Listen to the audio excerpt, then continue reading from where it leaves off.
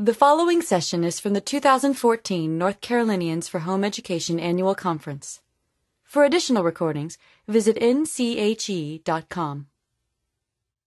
Thank you.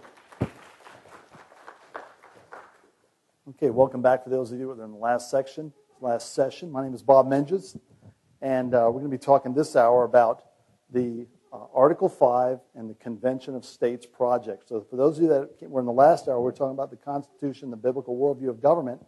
The last thing I said when I ended that was that a lot of times when I talk about the Constitution, I explain the principles of the Constitution. In other words, remember the Constitution is a fence. I think it's a really good illustrative or illustrative principle to remember that the Constitution is a fence around the federal government. And a lot of times when I'm done explaining the idea that it's a fence and that our federal government is designed to be limited in nature, sometimes people are discouraged. They're like, what can we do? You know, if it's that bad, if it's that far out of whack, what can we do? And that's what this session is about right here. The Convention of States Project is a project that was launched in August of 2013 by two men. One of them that's very well known to homeschoolers is a guy by the name of Mike Farris. Mike's a friend of mine. I've been teaching his course for about 15 years. Him and I just testified before the House Judiciary Committee on Constitutional Law in South Carolina about a month ago. But Mike is about 34 years ago, he founded Homeschool Legal Defense. And Mark Meckler is a guy that founded National Tea Party Patriots, a large national organization back in 2009. But he left that, and him and Mike founded this national project called the Convention of States Project. And I am the state director for the state of South Carolina. You have a director for this project here in North Carolina. Spoke with him the other day. I'm going to be telling you more about how that you can be plugged into the things that take place in North Carolina with this effort. But the problem today, and even if you weren't in the last session, if you're awake, if you're breathing in our country today, you know that we have a huge problem. That the federal government is out of control and does not appear willing in any way, shape, or form to relinquish power. It has grown to Leviathan proportions. It's huge. It's outside of its boundaries. In the last session, one of the things that was on the last couple of slides that I didn't get to finish was just a brief summary of Article 1, Article 2, and Article 3. Article 1 covers the legislative branch, and the very first sentence in the United States Constitution says that all legislative power is to be vested in a single legislature.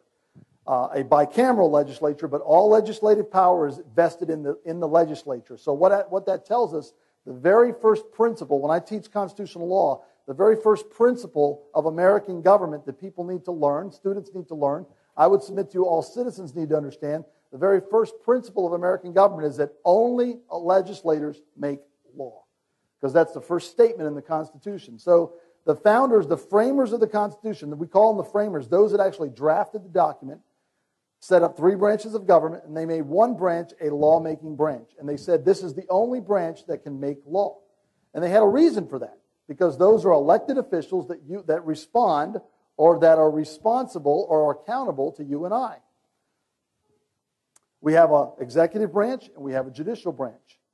Executive branch can't make law. Why? Because the first sentence in the United States Constitution says that not some, but all legislative power is vested in a legislative branch. So when the president does something like using an executive order to make law, or when he changes a law, and I'll caveat this again for those of you that weren't here last hour, I'm not just going to pick on this president, but he is the current president, and he has accelerated the pace of abusing the Constitution, but previous presidents have abused the Constitution as well. And this has been going on for years and years and years and years, and it's because we are an unenlightened people. I'm going to share with you a quote from one of the founders in a little while, where he said, one of the founders told us that an enlightened people will never suffer. Follow with me closely. He said, an enlightened people will never suffer what was meant for their security to be perverted to an act of tyranny. And the word enlightened was an 18th century term. Today we don't use it very often. But that back in the 18th century, what it meant was a knowing people, an understanding people. And knowing and understanding people will never suffer. That's an 18th century term too. They'll never let that happen. They'll never suffer what was meant for their security, the Constitution, to be perverted and twisted to something that will become an act of tyranny. And we today, to use their term, are a very unenlightened people. We're an unenlightened citizenry, and if you were here the last hour, you heard me talking about the fact that we as a church, the bar should be higher for us. We should really understand this stuff better than anyone else because our nation was founded upon those biblical principles that I talked about in the previous hour.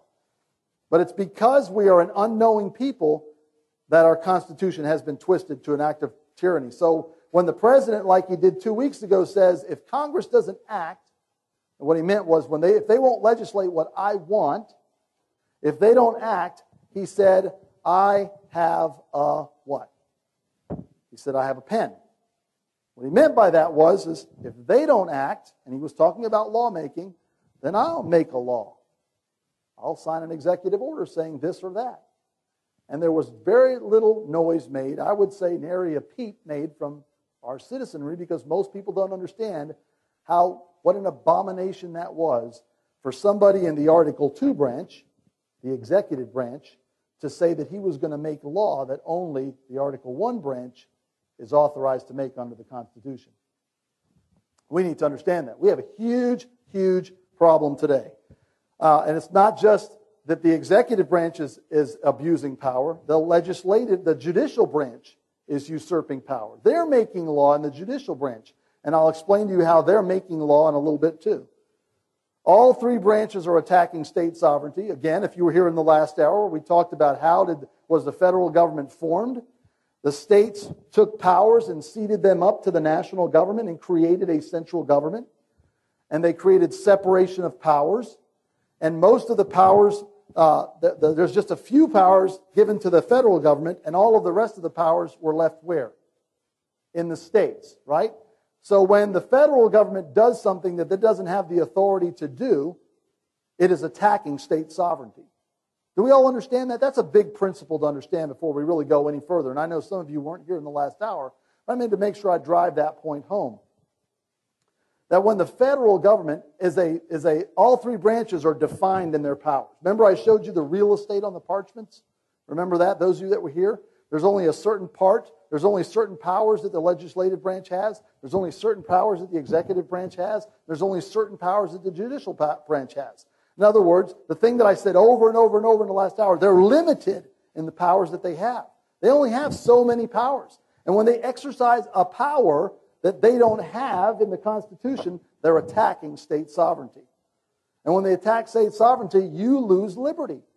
We need to make that connection to ourselves. Sometimes I think people just think, I don't need to worry about that. But that's taking away your liberty. We have out-of-control spending and debt. I don't think I have to convince any breathing human today that that's going on. Washington, D.C. has gradually amassed overwhelming power that's clearly outside the boundaries that are set by the framers of the Constitution. So, the federal government under the United States Constitution is supposed to be this big, the size of a pea. The federal government today, I can't stretch my arms out far enough. It's this big. It's bloated, it's huge, it's Leviathan. It's enormous. Look at the little pocket constitutions that are available, right?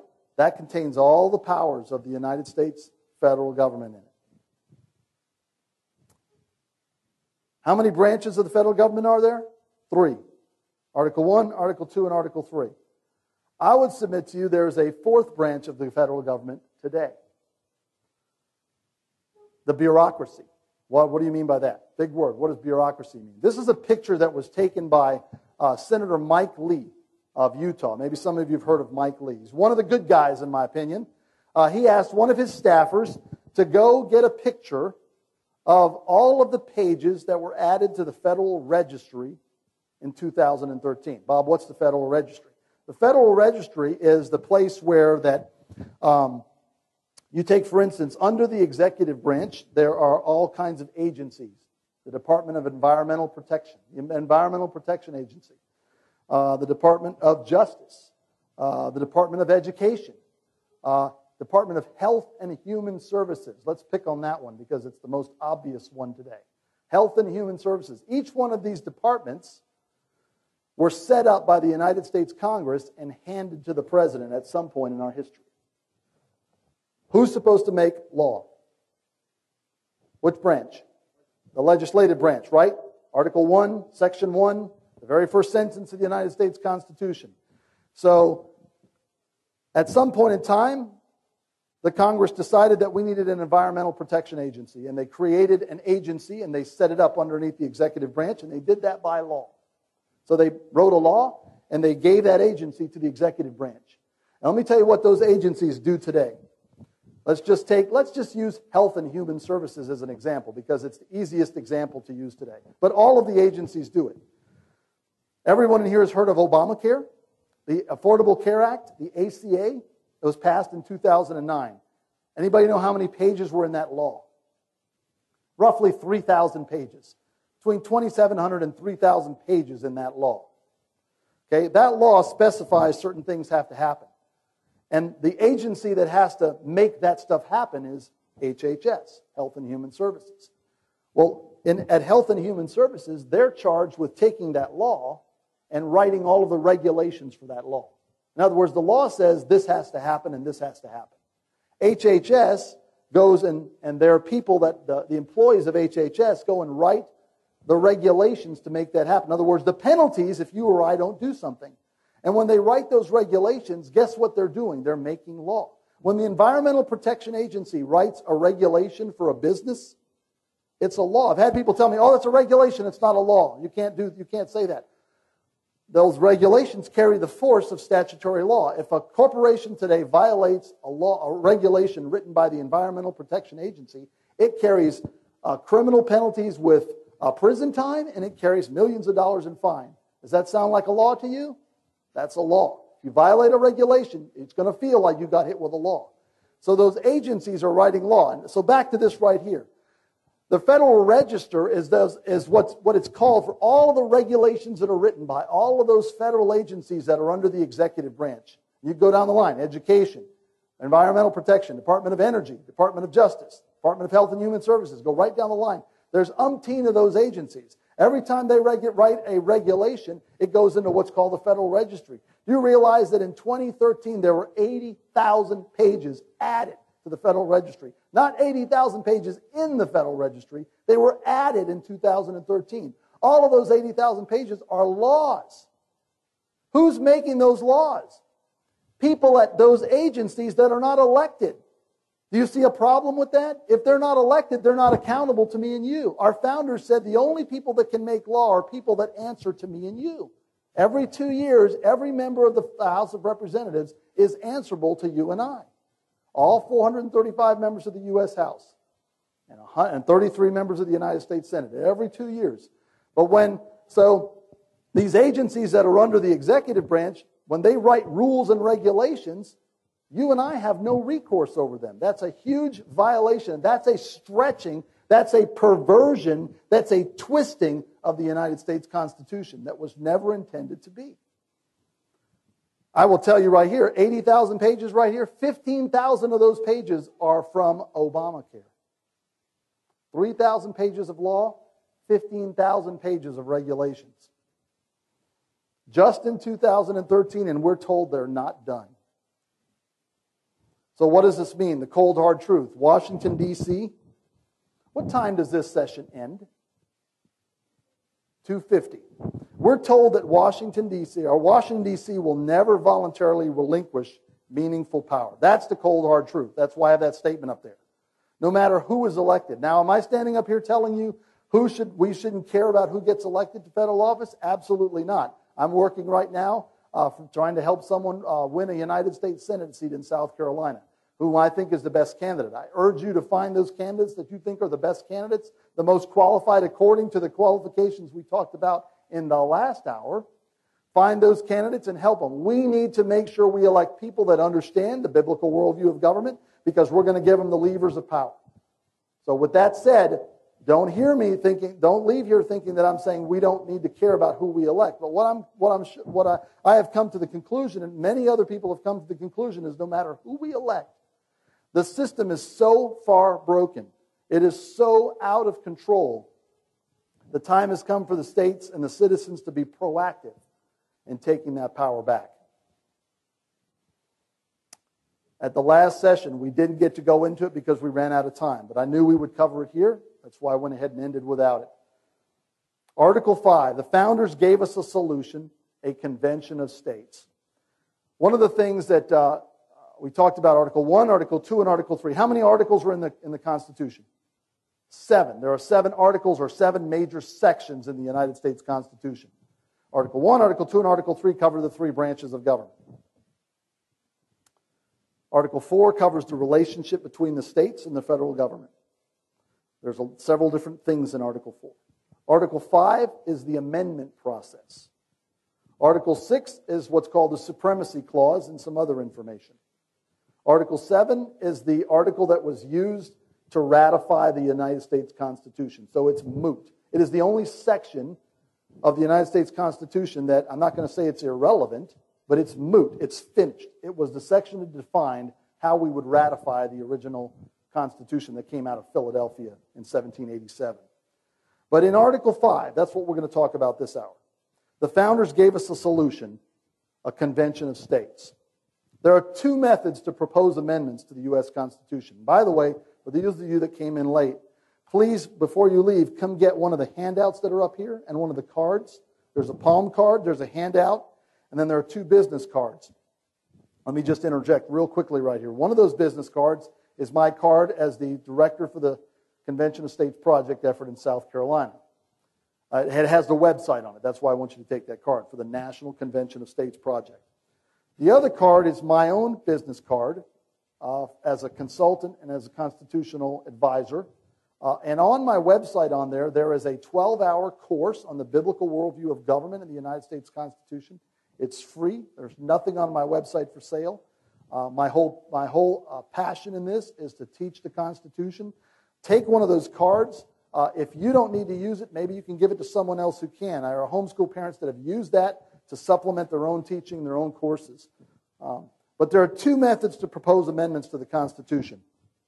Let's break them down. Amendment process number 1. If we were to take Article 5, it's a very short paragraph, but in Article 5 it describes 2 methods, 2 processes, or 2 modes. Sometimes you'll hear it called a method. Sometimes you'll hear it called a process. Some constitutionalists will call them modes of amending the Constitution. But there are 2. Neither one of them is primary. It's just that one comes before the other, and historically one came before the other at the drafting convention. But this is the one some of you may be more familiar with. Some of you probably may be a little more familiar with this one. This is whereby amendments are proposed by 2/3 of both houses of Congress. So today, as I stand here before you today, our Constitution has been amended 27 times. The first 10 came as a package in 1789. They're called the Bill of Rights. But since then, we've had more amendments, and we have 27 today that have amended or changed the Constitution. I emphasize that because there are people today that don't think we should ever amend the Constitution. And what I want to ask those people is how many of them are glad that their wives or their sisters or their daughters get to vote? Because if you don't like amendments, we wouldn't have the right to vote for women. How many of you would like presidential term limits to be unlimited, where the president gets to stay there forever and be a king? We have term limits that were enacted with the 22nd Amendment. So the founders gave us a process they knew that this document wasn't perfect. And anybody that knows me knows that I revere the United States Constitution. I've spent the last 15 years of my life pouring it into teaching people the rule of law, and that we have a brilliant God-given document that was given to us. But it's not perfect. The founders are not perfect. When I teach about the founders, I am fascinated by the founders. But there's no founder worship. They were fallen, sinful men just like me. Washington told us in his farewell address that this document was the best they could do, but it was an imperfect document. And they knew there would be times that were needed to change it. Matter of fact, the Bill of Rights was a need to codify rights in the Constitution. They gave us, if we didn't have an amendment process, we wouldn't have the Bill of Rights. So it's important to understand that, because I've heard people come back with that, well, we don't need to amend it, it's a perfect document, we just need to follow it. We do need to follow it, but the amendment process was put there for a purpose. But the first process is where all 27 amendments that we have today have come via this process right here, where both houses of the Congress, the House and the Senate, when 2/3 of the members of both houses propose an amendment, 2/3 have to agree. When they propose an amendment and it's identical, it must be identical in the House and the Senate, then that amendment can be sent out to the states, as you see in the diagram, And when it's ratified by 3/4 of the state legislatures, that would be 38 states if you're working with 50. But a couple of years ago, the president said there were 57. But if we're working with 50, that would be 38 states. So 3/4 of the states. So here, in a nutshell, the Congress proposes amendments. Very important to understand that. They can't amend it on their own. They only propose an amendment. They come together. They come up with an idea. They send it out to the states.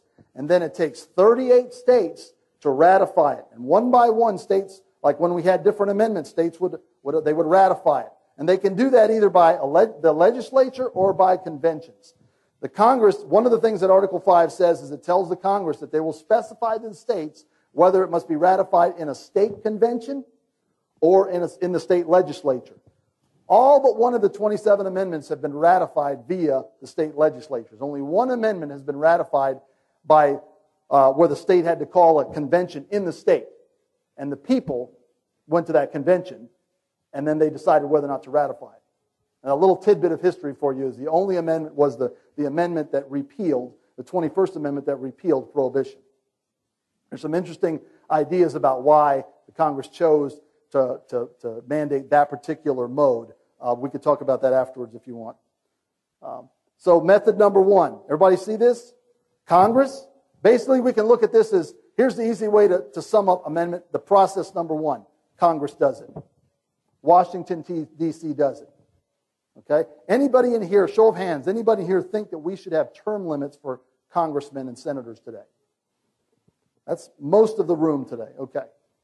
Does anybody in here that raised their hand that thinks we should have term limits ever think that Washington, D.C. is going to propose term limits? Never. They're not going to cut their own throat. I think we can take that one to the bank. Okay, so amendment process number one, Washington, D.C. does it. Under Article 5, there's a second process, method, or mode, whichever one you prefer, to get amendments. So Article 5, again, Article 5 in summary, Article 5 is the provision given to us by the founders to amend the Constitution. Because they knew there would be a need, there would come a time, at various times in history, even because of technology, that we would need to tweak the Constitution. What they wanted to do, and those of you that were in my last session, remember how I pounded the idea that the Constitution is the rule of law. We don't get to violate it. What happens today by liberals, and there are liberals in both parties, okay? Well, what happens today by liberals is rather than amend it, because it's very difficult to amend it, they just change it. How do they do that? Here's where the judiciary makes law. When the judiciary decides to determine a ruling based on not what's in the Constitution, but because of what they want, they amend it on their own. The most egregious example is what? Does anybody know? Roe versus Wade. I don't know how you in here feel about abortion. It really doesn't matter how you feel in here about abortion. Okay? I'm talking constitutionally right now. I believe it's the taking of life. Okay? But we don't have to have that discussion. We could have that later as a different discussion. Okay? What I want you to understand is there is no right in the United States Constitution to kill an unborn child. There's no right. I challenge you to read it through and find me the right. And this is the way our Constitution works. Those of you that are here in the last hour, the states ceded up powers. Anything that's not in the Constitution, the 10th Amendment says belongs to the states. In 1973, 35 states had laws banning abortion. Okay? Don't get sidetracked on the issue of abortion here right now. But I want to use it to show you the egregious nature of what the court does sometimes. In 1973, 35 states had laws banning abortion. Roe versus Wade came about from a challenge to a Texas statute. Okay? When that case went all the way to the United States Supreme Court, a justice on the Supreme Court by the name of Harry Blackmun, he wrote the majority opinion. The court decided 7-2 that the United States Constitution protects the right of a woman to kill her unborn child. Like I said, I challenge you to read the Constitution and find that right for me. But even Justice Harry Blackmun, he knew that that right wasn't in there. So here's what Harry Blackmun wrote in Roe versus Wade. Google it. Don't take my word for it. Just Google Roe versus Wade. You'll get 1,000 hits. Read the decision. Harry Blackmun said, "We find in the penumbras of the Bill of Rights the right to privacy and to kill the unborn child or to abort the child. He didn't use the word abort the child. He said the right to privacy, but the extrapolation was is if you have this right to privacy, you can do anything you want. He said we find the right in the penumbras of the Bill of Rights. Anybody here know what a penumbra is? It's a shadow. Yeah, it's an astronomical term for the shadow cast on the earth during a lunar eclipse. And the penumbra, in other words, if you're right in line with that lunar eclipse, you'll be in the dark. As you move away from the area of the earth that's covered by that lunar eclipse, you will move out of darkness into a shadowy area before you move into the light. The penumbra is that the shadowy area is known as the penumbra. So what did Justice Blackmun say? He said, we find in the shadows of the Constitution this right. He couldn't find it in the text. So what do we call that today in the common terminology? Read between the lines, right? He forced it in there. So what he did was he struck down Texas law. In effect, he made law. He can't do that. But that happens all the time. It's the most egregious effect of what happens. But that's what happened with Roe versus Wade. So this second process right here, so what I was trying to show you was all these branches are making law where they don't have the authority to make law. So the second process says this. It says, when amendments are proposed by a convention of states called at the request of 2/3 of the state legislatures. So Article 5 says when 2/3 of both houses of Congress, that's Washington, or when 2/3 of the state legislatures apply for a convention for proposing amendments, Congress shall call the convention. So there are all we're dealing with right now is the processes. I'm going to give you some more explanation, but what I want you to see is there's a process whereby Washington's involved, and there's a second process whereby the states can apply for a convention. It takes 2/3, that's 34 states must apply for a convention, and Congress calls a convention, and those states can go into convention and propose amendments to the Constitution. Keep in mind the example we just used of term limits.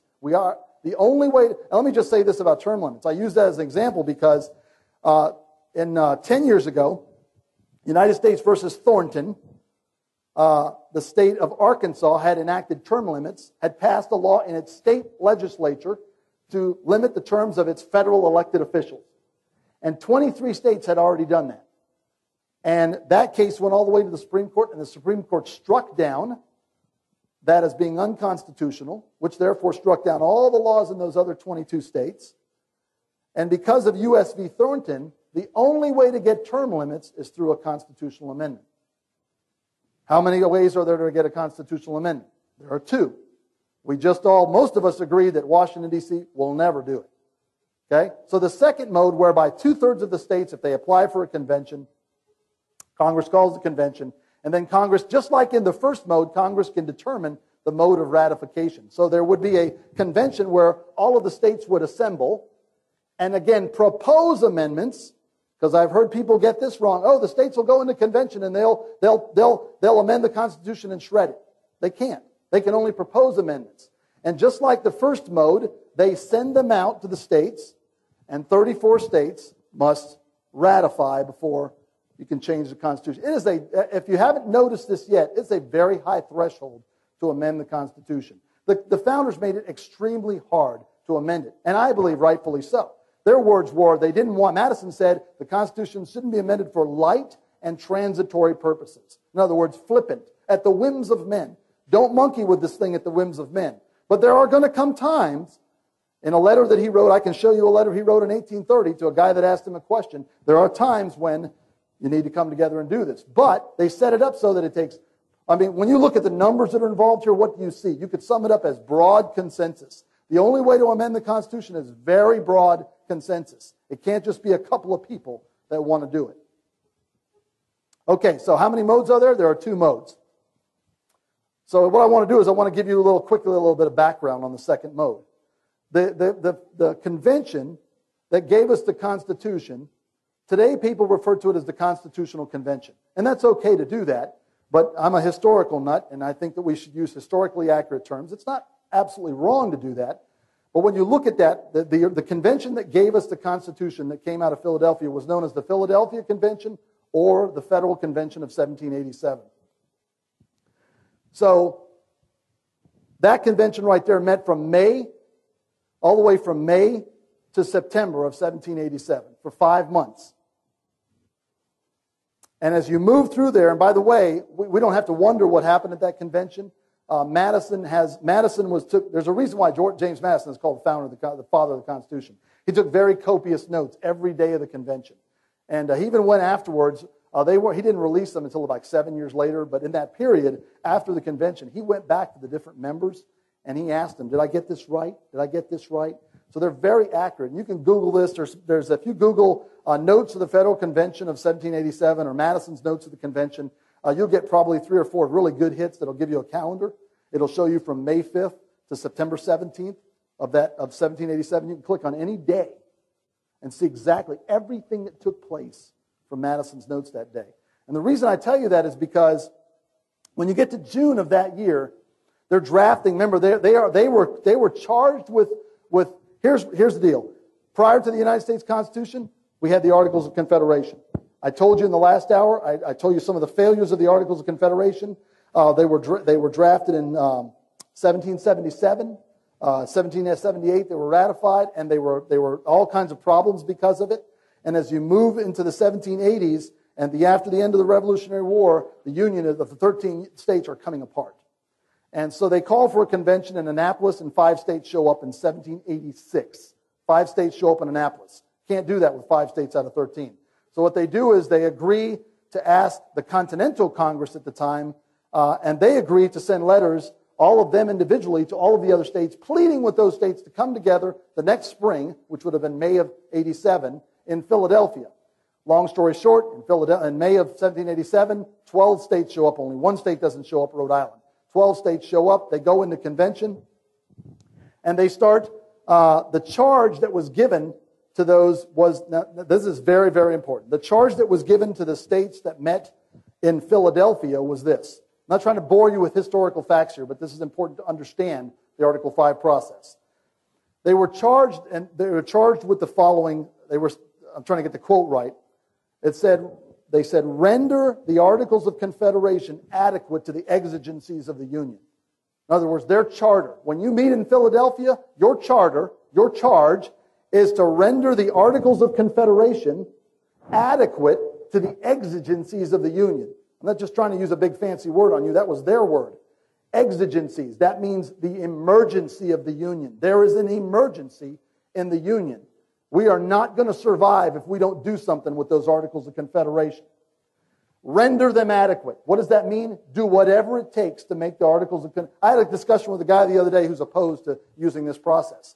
And he walked up to me after a talk and he said, that what they did at Philadelphia was wrong. They were only supposed to make minor changes to the Articles of Confederation. I said, where'd you get that from? He goes, I heard that somewhere. I said, well, go look at Federalist 41 and go read what Madison said, where he explained what the charge was to the convention. Rather than going by what people tell you, go back and look what was actually said. And I explained that quote to him, and I said, render the Articles of Confederation adequate to the exigencies of the Union. See, there's this argument today about whether or not the Constitution that we have was a brand new document or was it an amended version of the Articles of Confederation. I was having this discussion with my daughter one day, and I said, if you have the rules to your club, and I say, go and make amendments to your club, to the rules to your club. If you go make one amendment, did you amend it or did you change it? She said, I amended it. Okay. If you make 10 changes to the rules to your club, did you amend it or did you change it? Well, she said both. I amended it and I changed it. Okay. If you make 100 changes to it, did you amend it? You still amended it. And the point is that their charge was to render the Articles of Confederation. That people come up all the time with all kinds of things based on what somebody told them. The facts are, they were told, render the Articles of Confederation adequate to the emergency of the Union. Do whatever it takes. Change it. So, and I would tell you as a student of the Constitution, as a consultant, as an advisor on the Constitution, that it's an amended version of the Articles of Confederation. There are a lot of amendments made, but there are still provisions from the Articles that are in the United States Constitution today. There was a name change that took place, but a lot of times laws, when they get changed, there are name changes that take place.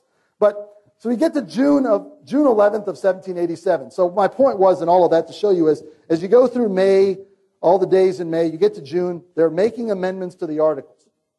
You get to June 11th, And the provision is put into the draft for the Article 5 procedure to amend it. The first method that I showed you was put in there, okay? Whereby Washington, or in his words, George Mason, you'll look up here, he called it the national legislature. Remember, today we call it the Congress. Historically, we got to remember, they didn't call it the Congress. There wasn't a Congress. There was a Continental Congress, but there wasn't a bicameral Congress that we have today. He called it, in other words, they were creating a national legislature. So that's what he called it. And George Mason stands up on June 11th and he says, time out. Now, I don't know if he did that, because he didn't know football signals. But he stands up, I'd like to think he says, whoa, hold on. He said, right now we only have a provision whereby the national legislature can affect amendments.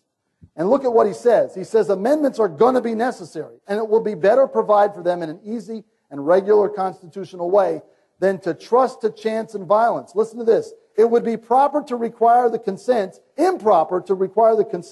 of the national legislature, translate that U.S. Congress today, because they may abuse their power and refuse their consent. Term limits today. Do you think they're going to consent to term limits? No. Are they abusing their power today? Yes.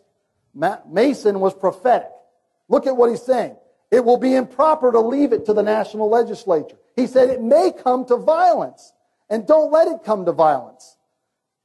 He says that. So, and what they do is they table that discussion, and they still leave off after June 11, June 12, June 13, you go on. It's still just the amendment with the first process.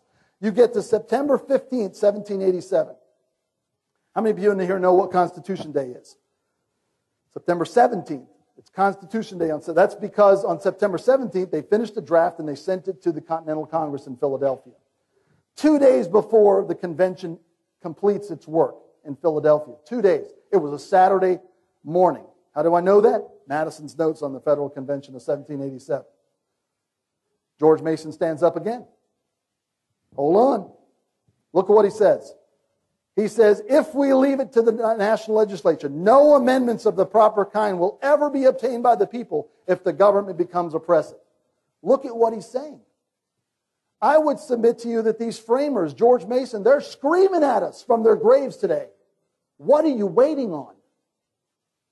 And on that day, all the members of that drafting committee that were there were 39 people that signed the Constitution. They all agreed, unanimous consent to insert the second mode that I just explained to you a little while ago. And from that day on, we had 2 ways to amend the Constitution. George Mason is the guy responsible for standing up and saying there needs to be a way for the states to do this if the federal government refuses their consent. There needs to be a way for the people in the states to do an end run. Again, I doubt George Mason understood football, but I would call this an end run around Congress. The second mode of Article 5 is an end run of the United States Congress. Madison says this. He was written in 1830. He was written a letter, and he was asked several questions. And he says, should the provisions of the Constitution as here reviewed be found not to secure the government and the rights of the states? Look at closely what Madison says.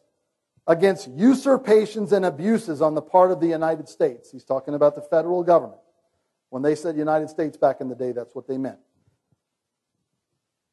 He says, should the provisions of the Constitution reviewed be found not to secure, in other words, the text that's there, if something happens and they start to twist it and pervert it, if that happens, he says the final resort within the purview of the Constitution lies in an amendment of the Constitution according to the process applicable by the states.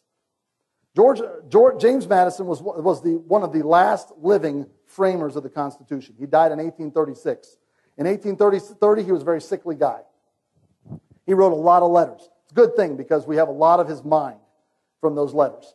And he would say in his letters, this is going on, today. Back in the day, they had no idea what the medical ailments were. Today, medical experts could look at what Madison wrote and say, okay, he had that, he had that, he had that. He had all kinds of ailments. He would write about them in his letters. But the guy was still trying to answer questions because people in the 1830s, the winds of secession were starting to whip up. And people were asking Madison questions, and so they would write him. And Madison would give him answers. Everybody went to Madison. What did you guys mean? What do we do? How did this work? Why did you put that in there? They would write him letters, and he would respond. We have all kinds of letters from Madison like this. But look at what he says right here. I thought the reason I use this one is because it is so it is so indicative of what we're talking about. If the provisions of the Constitution, if the text, if it's not securing the government and the rights of the states against usurpations and abuses, the final resort is not all kinds of other stuff. Today we have people suggesting all kinds of other stuff, down to even radical things. You've got people today suggesting things like secession and violence and violent revolution. And as I stand up here today as a born-again believer, I want to implore you that if you're a believer here today, we are bound by Romans 13 to follow the rule of law. What did you learn in the last session? The rule, to obey the governing authorities. Who's the governing authority? It is not the president. It is not the Congress. It is what? It is the United States Constitution. We have a provision in the United States Constitution to deal with the runaway federal government. And until we use that provision, until we exercise the provision, shame on us for ever even talking about things like that. So when those people come to me today, I said, have you looked at Article 5? Oh, that won't work. You're bound to follow Article 5 until you've determined it doesn't work. We've never used, our country has never used Article 5. The time has come. That's why we're talking about this today. That's why there's a national movement about Article 5, Convention States. The process for Method 2 is as follows. I'm going to show you this video because I think this video really explains how this works. The United States Constitution was written to form a more perfect union that would enable checks and balances to prevent a bloody revolution from being a necessary measure to abolish tyranny. Excellent though it was, Colonel George Mason feared the national government might one day end in a tyrannical aristocracy. The rights of the people needed to be secured against potential corruption at the national level. One of the solutions the framers decided upon can be found in Article 5, which gives state legislators the authority to call a convention that bypasses federal legislators to amend the Constitution. That gives we the people the opportunity to make some long overdue structural adjustments. Maybe term limits would be a good place to start. Here's how the process works. Citizens request their state legislators to pass a bill called an application with operative language identical in each state. These legislators of the states then pass the application. Generally, only a simple majority is needed. Congress shall, by law, call a convention of the states as soon as it receives applications from 2/3 of the state legislatures. That's 34 states. Delegates chosen by the state legislatures attend the convention. Each state only gets one vote at the convention, but they can send as many delegates to represent the state as they so choose. Amendments are proposed, debated, and voted upon at the convention. Finally, ratification takes place in the states. Each amendment must be ratified by 3/4 of the states in order to become part of the U.S. Constitution. But what about a runaway convention? Let's get a reality check. Like constitutional law scholar Robert G. Nadelson says, there are far more political and legal constraints on a runaway convention than on a runaway Congress. The convention delegates, also called commissioners, are bound to the will of their state legislatures. If they don't vote as their states demand, they get recalled. They might even get sent to prison. Furthermore, a full 3/4 of the state legislatures, we're talking 38 state legislatures, must ratify each and every amendment in order for it to become part of the U.S. Constitution. Even Alexander Hamilton and Abraham Lincoln, who favored national government, emphasized that Article 5 gives states authority over the national government. Hamilton writes that national rulers have no option upon the subject. The words of Article 5 are peremptory. The Congress shall call a convention. And Lincoln says the convention mode seems preferable in that it allows amendments to originate with the people themselves. Article 5 Convention of the States is a safe route to stopping federal overreach. Civilizations rise and fall. Let's be a civilization that saw the cycle of collapse coming and broke it.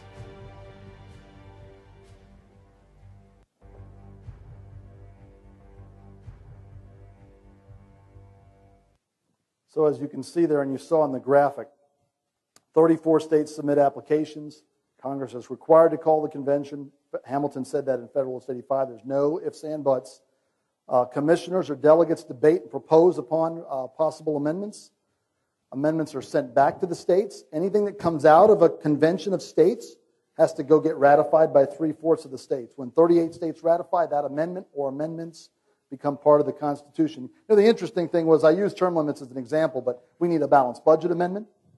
We need a way for states to deal with a Supreme Court decision that is rogue. 27 states filed lawsuit in federal district court. You think the majority of states were against the Affordable Care Act, the Obamacare law? But the Supreme Court says that's it, and there's no way around the Supreme Court except an amendment. The term limits thing is interesting because when polls are taken anywhere from, depending on which poll you look at, anywhere from 60 to 75% of the American public. That's pretty broad consensus. So the most conservative, 60%, the American people want term limits, and they're never going to get it unless the states do it. Founders knew the federal government might one day become drunk. I call it drunk with the abuses of power. The federal government today is intoxicated with power. The most important check to the power is Article 5. It was a check that the founders gave to the states. A check is a pushback. When you hear about checks and balances, I like to explain to my students that a check is a shove back. It's a pushback. When one branch does something that's rogue, the other branch is supposed to shove it back in its position. And none of our branches are doing that today. Article 5 gives states the power to call a convention, again, for the purpose of proposing amendments. The legitimacy of the Constitution, we have a legitimate process within the Constitution. We have the integrity of the founders. The founders gave us this process. And what we intend to do in the Convention of States Project is to use the Constitution itself to save our liberty. This is the quote I read to you earlier. And this is a quote that's on the back of my card. I urge you to take one of my cards, keep it in your pocket. When people say, "Why are things so messed up?" pull out this quote. An enlightened people. My students ask me this all the time. "Mr. Menges, if what you're saying is true," as if I'm making it up, "if what you're saying is true, then why are they doing X, Y, and Z?" You know what the answer is? George Nicholas. And the funny thing is I start in September and I go to May, the school year, 10th, 11th, and 12th graders. By the time I get to about January, when I ask them, "Why are they doing that?" they'll answer George Nicholas. Because Nicholas said, "An enlightened people will never suffer what was meant for their security to be twisted and perverted to an act of tyranny." So the answer is guess whose fault it is? It's our fault. We're an unenlightened people. We are completely, use the term, we don't really understand the term enlightened today because we don't use it. It means something else to us today. So let me put the modern vernacular. We are an ignorant people when it comes to the United States Constitution. Our public schools are totally derelict. They don't teach this at all. And I could sit here and talk for hours as to why I think they don't teach it. I think I know why they don't teach it. Public schools are designed to create a statist, someone endowed to the government. It's intentional. People say all the time, public schools are a failure. I say they're a complete success. They're doing exactly what they're intended to do. Don't take my word for it. Go Google John Dewey or Charles Potter. Charles Potter, John Dewey. They were the 1920s. They were the architects of the modern public education system, and they were signers of the Humanist Manifesto. They were socialists. Public school system is designed to create a little socialist. Might be harsh. I have great friends that are teachers. They're trying to do their best they can in the public school system. They're in a system that's stacked against them. We are an ignorant people when it comes to this. And we can't be. We've got to turn that around. We've got to turn it around. The homeschool community is really the hope for turning this around. The Constitution, as interpreted by the Supreme Court today, has been grossly perverted. I showed you what happened. We are literally chopping up 60 million babies. Not trying to be provocative, because we've perverted the United States Constitution. That's an egregious perversion of the United States Constitution.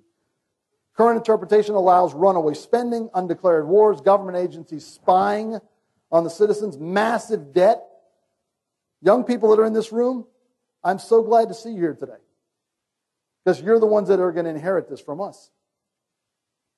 You should be looking at every adult and asking them, why are you doing that?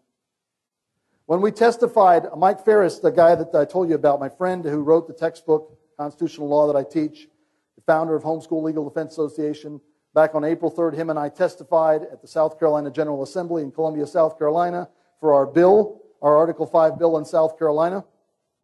And I had a young student. I asked him, "Would you like to come and testify?" He was like, "You're asking me to testify?" I said, "Yeah." He says, "Why do you want me to testify?" It's a high school senior.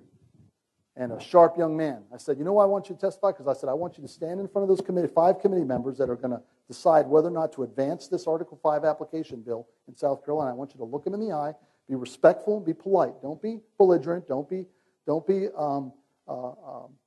disrespectful. But be firm and look them in the eye and say, you need to act on this bill because this is my future. This is the only way to protect my future. And he did an incredible job. You can watch him on YouTube. He did a great job.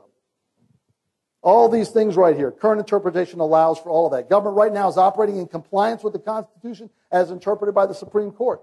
People tell me, Bob, this is the big question that comes back a lot. Bob, if they're not following the Constitution now, and what makes you think they're going to follow it when it's amended? That sounds like a very good question on the surface, but it betrays a misunderstanding of what's actually going on. If you go to the 535 members, 435 and 100 senators, you go to all of them and say, why aren't you obeying your oath to the Constitution? They're going to look at you and they're going to go, we're obeying it.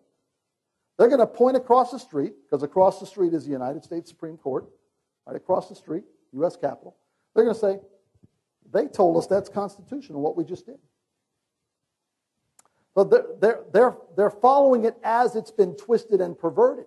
Modern amendments, I would tell you, I've shared some of them already with you. The modern amendments are followed 100% of the time. Women's suffrage is followed 100% of the time. Have any women in here been denied the right to vote? No, because of the 18th Amendment. You have the 19th Amendment. You have the right to vote.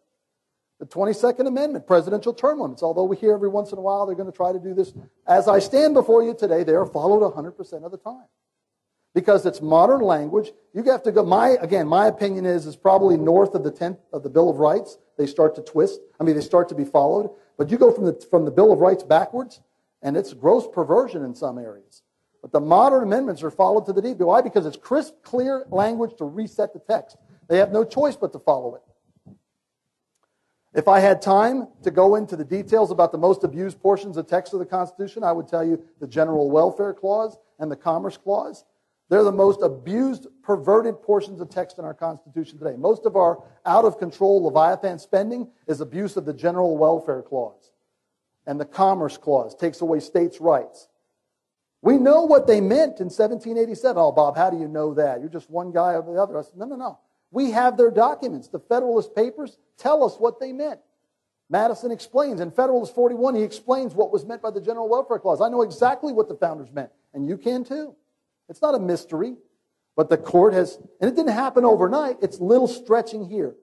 You could go to Wickard v. Filburn back in the 1930s. It's the first stretching of the Commerce Clause. And they get away with it. And the next court comes along and goes, well, we'll stretch that a little bit more. And they get away with it. And you get all the way to where we are today, and it's eviscerated. So if we were to have amendments, and like this book right here, Mark Levin wrote a book called The Liberty Amendments. It's all about the Article 5 process. There are 11 amendments in here that Mark Levin proposes that are brilliant. That would be great amendments. If we were to be able to get a package of amendments out of a convention like this, and I tell people that are my volunteers in South Carolina, and I'm going to explain the structure for the grassroots in just a moment before I close up. If this was to happen, and I'm not trying to blow smoke at you, I'm not trying to be melodramatic with you. If we achieve a convention of states, and we get 3, 4, 5 amendments that actually reset the balance of power, it will be the greatest historical event in our nation since the founding era. But it's not going to happen overnight. It's very difficult to do. It's going to take a lot of work by a lot of people. But properly written amendments can move us to the point where our government would be in substantial compliance with the Constitution as written. So, I've talked to you about the 2 founders of the organization, Mike Farris. If those of you that have been homeschooling for a while, I don't need to say anything more. The integrity of this man is beyond reproach. Been in the grassroots for 34 years. If you're homeschooling in North Carolina today, you can thank Mike Farris. Prior to HSLDA, 34 years ago, homeschooling was not protected in any of the 50 states. Today it's protected in all 50 states. And it's because of Homeschool Legal Defense, which Mike Farris co-founded. Our mission is to urge and empower state legislators to call a convention of states to propose amendments to the Constitution to curb these abuses. That's the mission of our grassroots effort. We can't do it. What we can do is if we build a large enough grassroots, we can get our state legislatures to apply. And you just heard me talking about South Carolina. We have a bill in South Carolina that has to be passed by the House and the Senate and will become an application and sent to Congress. The unique thing about it's not like a law. A law, you know, has to be passed in the House and the Senate and then signed into law by the governor. The Article 5 is controlling in this process, and the governors are not involved. It says when the legislatures apply, when 2/3 of them apply, Congress shall call the convention.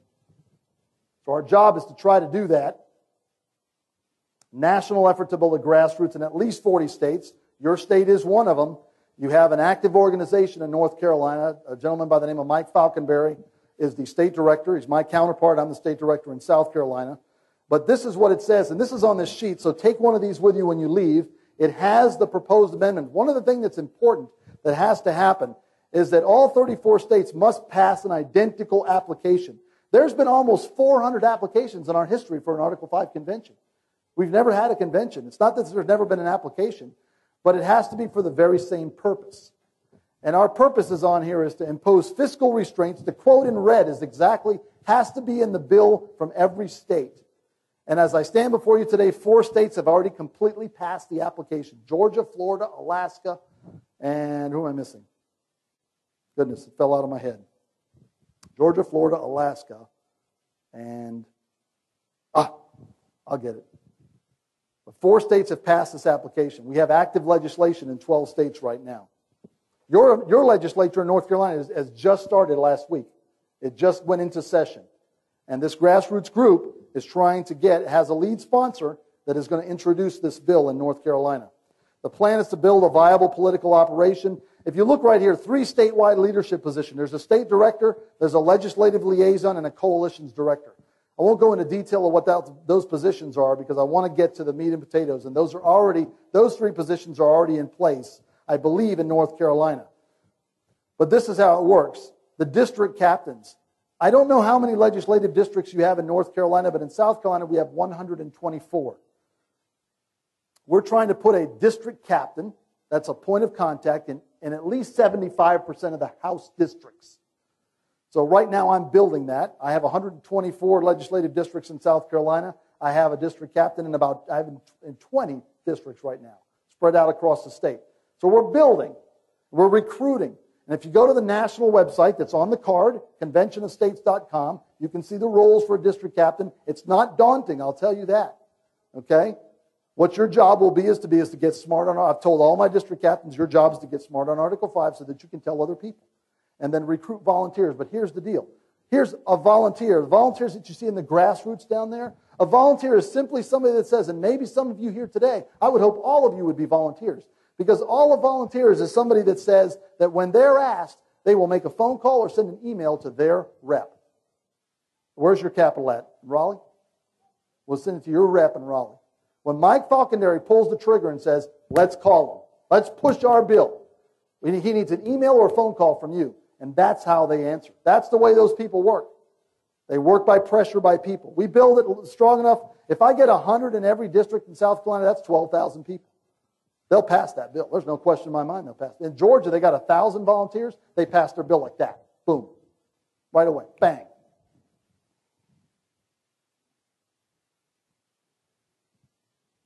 There's 11 states right now. 1 minute. Okay, so let me go to this website real quick for the last minute here. If you go to this website, I want to show you what to do. Conventionofstates.com. There is all kinds of information about what we're doing on here. There's a